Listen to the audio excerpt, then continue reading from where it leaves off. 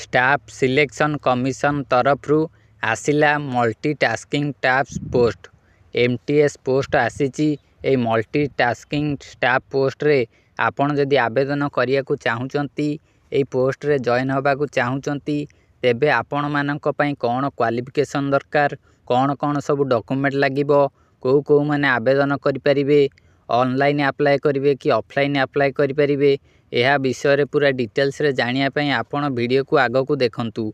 एबे मु आपण मानक ए जो एमटीएस पोस्ट आसीची एमटीएस रेजुमेंट बाहरची 2024 रे यह विषय रे आपण मानक मु पूरा डिटेल्स रे कहिबी आपण ध्यान दे देखंतु।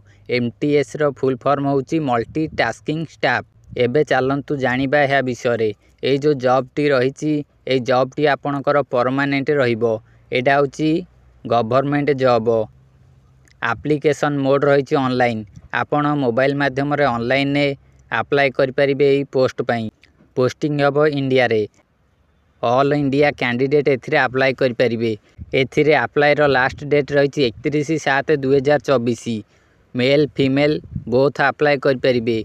महिला और पुरुष अप्लाई करि परिबे एई रेजुमेंट रे। देखंतु एजुकेशन क्वालिफिकेशन विषय रे ध्यान दे देखंतु। एई जो रेजुमेंट आसी एथिरे आपण माने 10th पास होइतिबा दरकार। देखंतु उठे लिखा जाइछि आज पर SSC recruitment 2024 official notification candidate most have completed certain qualification 10th pass in any recognised board in India. आपण जदि 10th पास होइतिबे तेबे आपण एथिरे अप्लाई करि परिबे। एथिरे आपणकर एज लिमिट रहिछि 18 रु 27। 18 रु 27 आपणकर एज लिमिट रहिछि। एहा पर देखंतु आपणकर एथिरे सैलरी केते मिलिबो। ए जो एमटीएस पोस्ट टी एथिरे आपण मानकू केते टंका सैलरी मिलिबो जानंतु। ए जो एमटीएस पोस्ट टी बाहरची एथिरे आपण मानकू 18,900 रु 56,600 पर्यंत सैलरी दिया जिवो। आपण माने जदि एथिरे आवेदन करंती तेबे एथिरे सिलेक्शन प्रोसेस कोन रहिछि आपणकर सिलेक्शन किपरि करा जिवो। देखंतु एथिरे सिलेक्शन हबो प्रथमे आपणकर गोटे एग्जामिनेशन हबो राइट एन एग्जामिनेशन। यह पर PET and PST only for havildar. यह पर आपणकर डॉक्यूमेंट वेरिफिकेशन हबो। डॉक्यूमेंट वेरिफिकेशन हैला पर आपणकर सिलेक्शन करा जिवो। देखंतु एठी एप्लीकेशन फीस केते टंका एठी लिखिछि। जनरल को पई 100 टंका, ईडब्ल्यूएस ओ ओबीसी एमानक पई 100 टंका, पीएचडी कैंडिडेट जो माने तांको पई फ्री, एससी एसटी कैंडिडेट जो माने तांको पई मध्य फ्री।